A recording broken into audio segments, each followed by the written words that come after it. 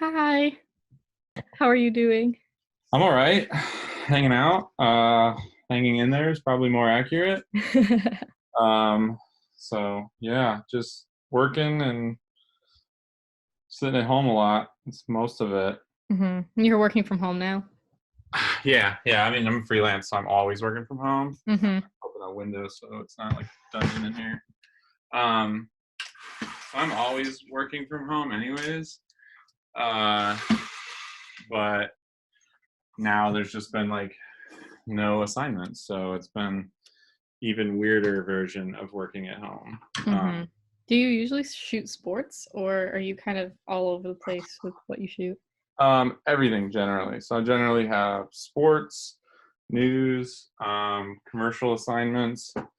So it's a good mix of everything. hmm Um, it's been probably the last few years more sports and entertainment and commercial stuff. But always did news. Like I went to school for PJ and did a newspaper internship, worked in a paper part time for the next summer, and then I freelanced doing news my whole career. Even in college, I was freelancing for like national newspapers and stuff. hmm Have you gotten any assignments, or is it Yeah, all just? no, yeah, I have. So I've done 2 or 3 days for Getty, and then I did one thing for the New York Times. That was for like their business desk. It was like a portrait of a guy who lost a bunch of money, which I think the story got spiked or something because I haven't hmm seen it yet. Which just happens. Sometimes stories fall apart. Um, and then I've been kind of working on something for ESPN as well, but they're like in crisis modes. So we're trying to figure out if it's still possible, how to make it work. And then the subject's been kind of like flaking. So it's like kind of twofold issues with it. Right. But so basically like those 3 or 4 things. And then on Wednesday, I'm doing actually a advertising shoot for somebody. I haven't, I think it's like an insurance company. hmm Um, it's like photojournalism, but for advertising. Uh, and that'll That be sounds like, interesting. yeah. So like that's most of the commercial work I do is kind of like photojournalism style, but for like an advertising client. So I'm doing that on Wednesday. So they're going to call me this afternoon with all the details. Um, but then yeah, so that'll be a good day. Those usually pay better, so hmm that'll help along. But it's yeah. So I lost a ton of work. I lost a lot of work because of this. I had a lot of commercial work lined up for the month. Some things 100% lockdown, and like one thing that was like 99% lockdown, and so those are all gone or delayed until who knows when. And hmm so those are the worst. That's the worst part of all of this is like how bad that has been. Um, and then now basically dealing with uh, yeah, basically recouping as much as I can. But it's nice having these news assignments. A lot of people don't even have any news assignments. So a lot of people don't do news, or if they do news, they're just not getting them. So I'm super blessed to have anything. So 3 or 4 days in a month doesn't sound like a lot, but right now it's enough to get by. So Is there like a process that you go through when you go out to go shoot, or like how do you like keep yourself safe or disinfect your gear or all of that? yeah, so everything I've shot has been pretty low risk, or what I would consider low risk. Two of the assignments have been outside, and the other one was a portrait, which we ended up doing outside. I would have went inside with proper, like with a face mask and stuff, if the guy would have let me, but we kind of expected he didn't want that, and he didn't, so I didn't press it, obviously. So those ones I just kind of basically just keep 6 feet away or 10 feet away, even to be safe. Um, the the portrait and the portrait and the first assignment that were outside. The first assignment was like an outdoor church service. That those ones I didn't have any like safety equipment. Like I couldn't get anything. I still can't get anything. I still don't have any real actual N95 masks or anything. hmm Since then, I bought from another photographer's wife actually has been making the masks, like really nice ones. So I bought one of those like right away, and she got it to me the following week. So I wore that um, on Saturday, And then Friday was outdoors again. There's a bunch of people working out and stuff. So I just basically just kept 6 feet away from everyone and kept my distance. I've got hand sanitizer. Have that in my truck at all times. The first ones I couldn't get hand sanitizer. Hand sanitizer's been gone. Everything's been gone. I mean, that's the big problem is that you can't get this stuff. Yeah. Um, so the first weekend, I just took milk jugs, filled them all with water, had hand soap, and I just put it all in the bed of my truck. So when I got done shooting, when I left the truck, I opened everything up. So it was all just sitting there ready. And then when I came back to the truck, I just went and I washed my hands 2 or 3 times with the soap and water. And I didn't wear a watch that first weekend. The first two Mhm. assignments, I didn't wear a watch because I was like, well, that's another thing that could get like gummed up so I can wash better up my arms. Again, it's super low risk. I mean, I think like no one's touching me, no one's going near me, like generally. So I haven't been too worried about it. And then now, about a week ago, found some hand sanitizer. So now I have hand sanitizer. So now instead of washing my hands, I use the hand sanitizer heavily. And then I got Clorox wipes finally too. So I got Clorox wipes I've been using on my cameras as little as I can, to be honest, because I don't think they're good for the cameras at all. And uh, I think, I don't know. I'm not skeptical of all this, like that'd be the wrong term, but like I feel like unless you get every single nook and cranny exactly perfect, like it's like, the one spot where the germ is, if he doesn't get there, like am I cleaning these and ruining cameras and then I'm still gonna get sick or whatever? I don't know the answer. My friend did everything right and he still got it, so it kind of made me lose faith on like being super. Vigilant.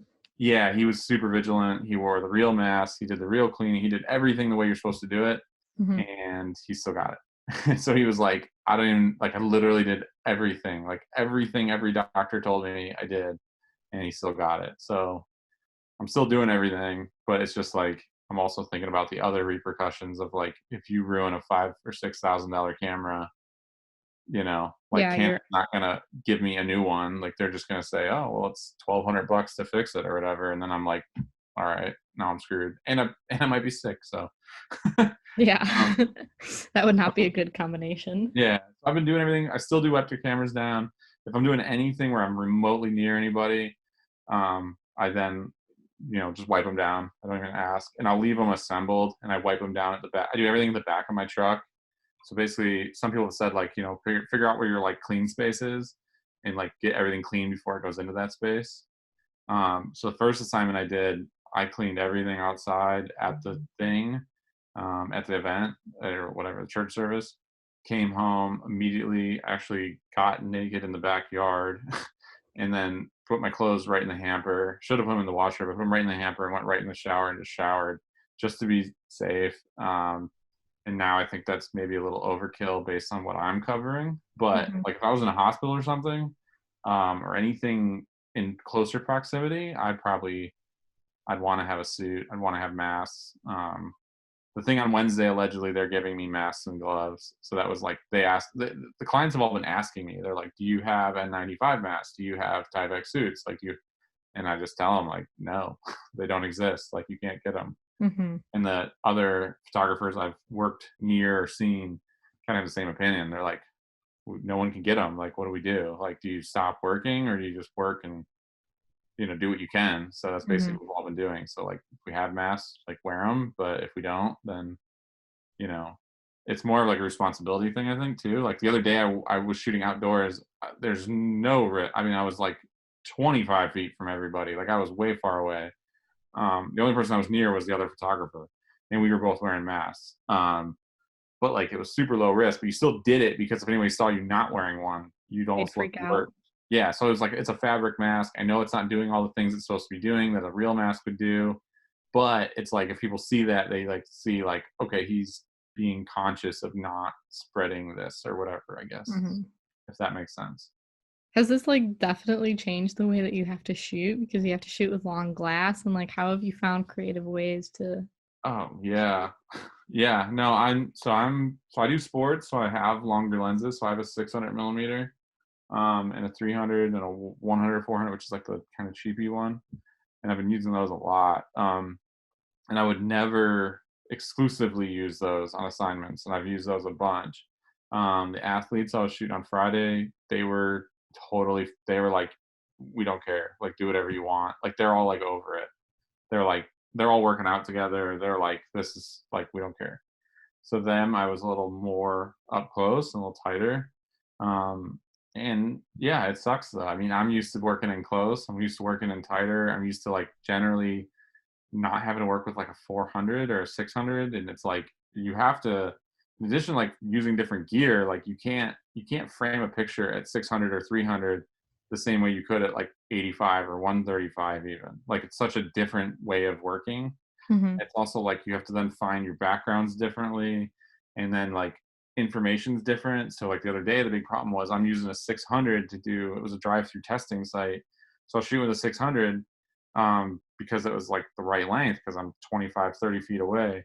But in addition to that, they didn't want any identity shown, so they didn't want any faces shown. They didn't want any license plates shown.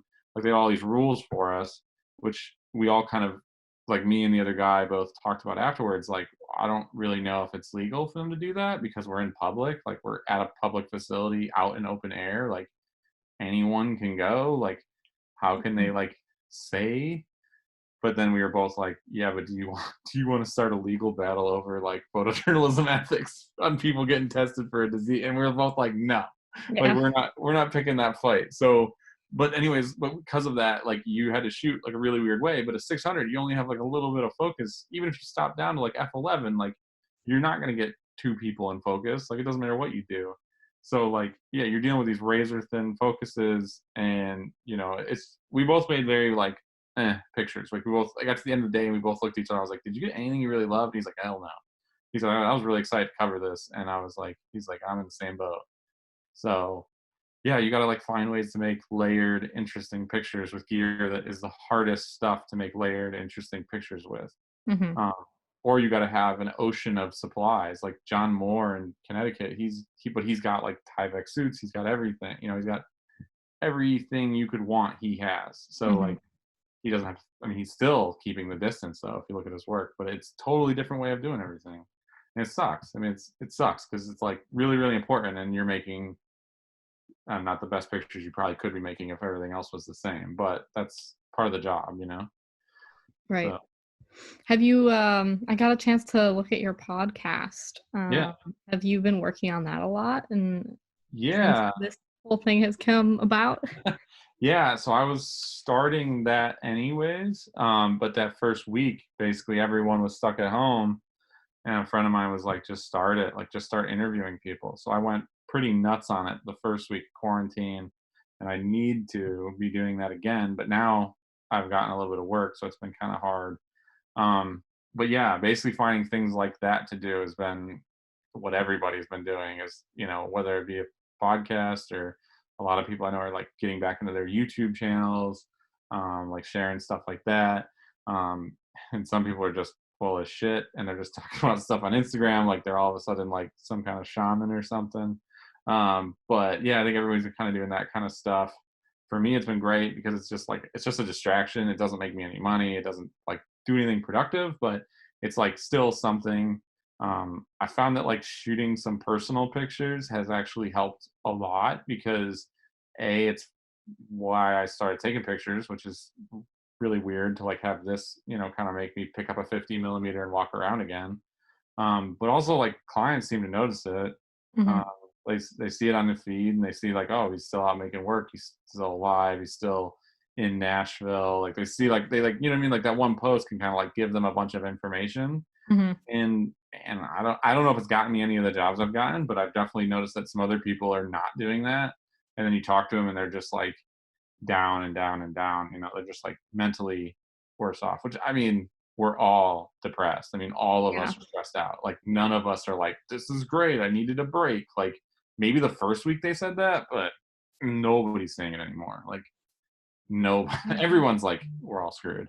Like Because at this point, we're going on like 2 months that we've been in this shutdown. too So, much. Yeah, exactly. We're closing in on like week 6 or 7, depending on where you're at. For us here, like the lockdown's only been like 3 weeks, or lockdown or whatever you want to call it, but it's only been probably like 3 weeks here. I think it was like April 1st or 2nd they started it, mhm, but none of it mattered because the jobs all canceled the 2 weeks before. So like right. for me, like all my jobs canceled in the middle of March. So once that basketball player got sick, basically everything fell off the calendar.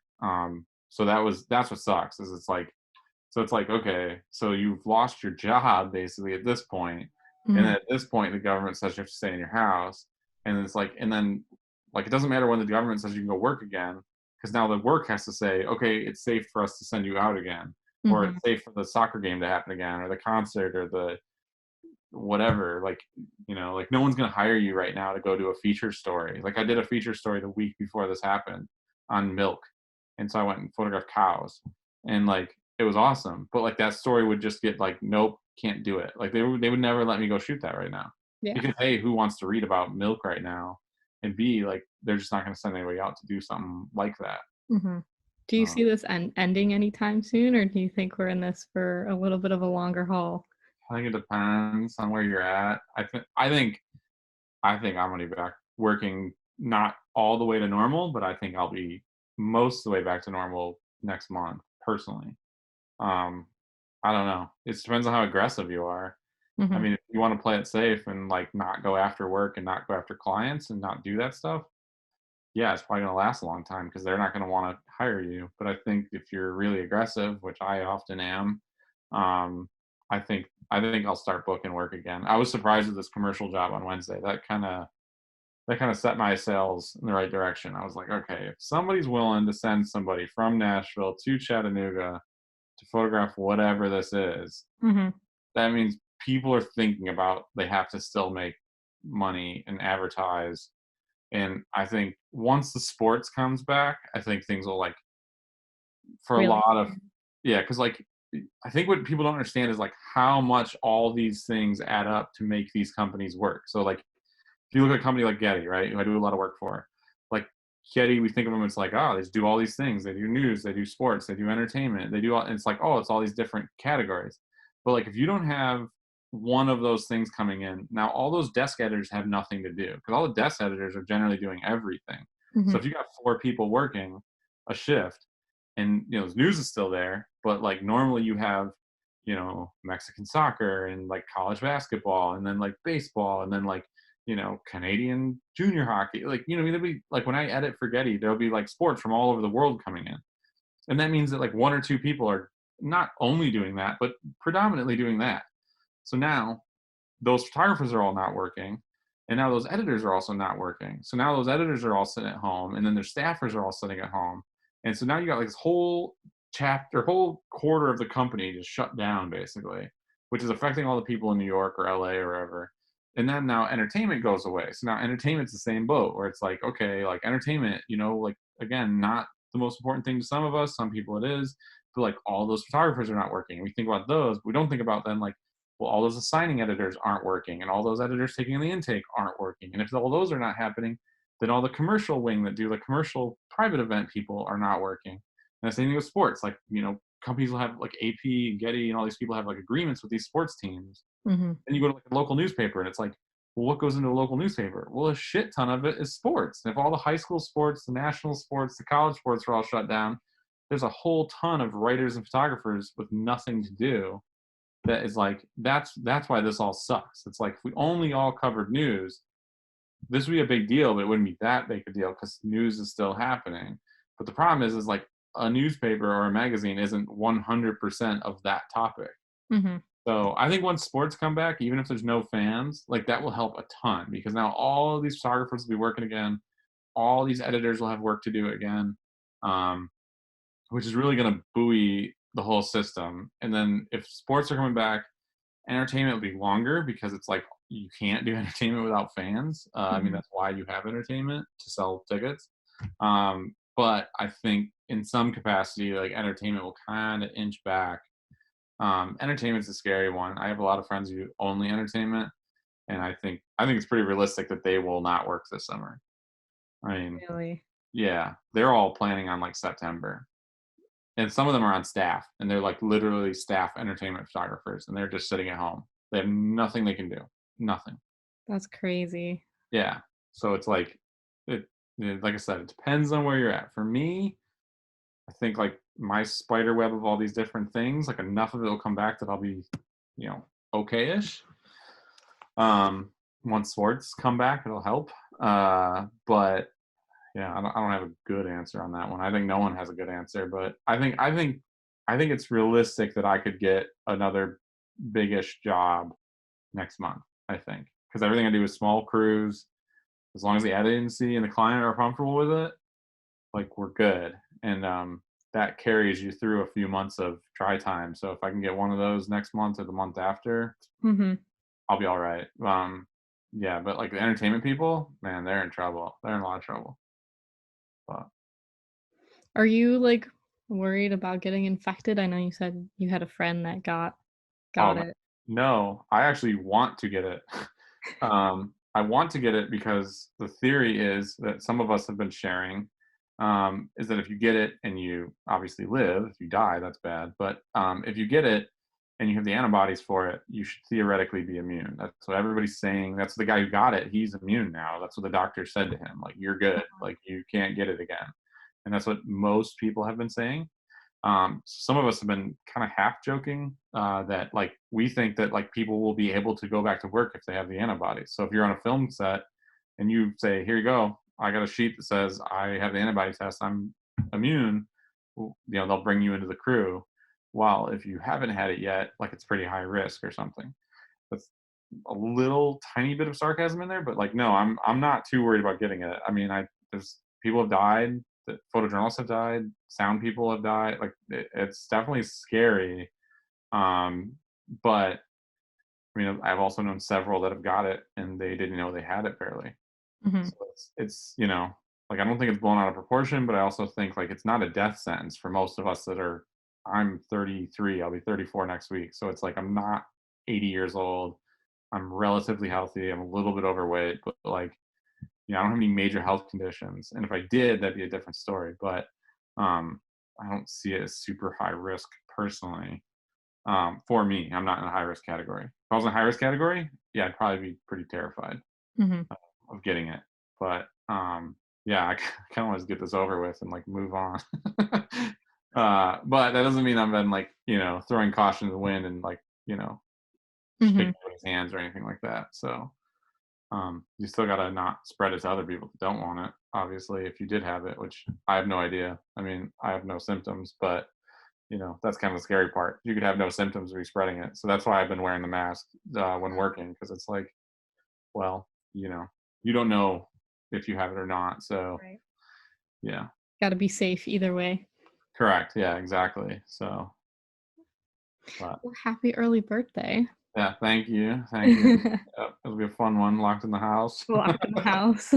Yeah. Have to Zoom with friends. Yeah, exactly. I think that's the go-to birthday celebration for April and March this year. Zoom with Yeah, friends. definitely. Well, thank you for talking with me. Yeah, of course. Hope it was helpful. Yeah, definitely was. Awesome. Well, have a good afternoon. Thanks, you too.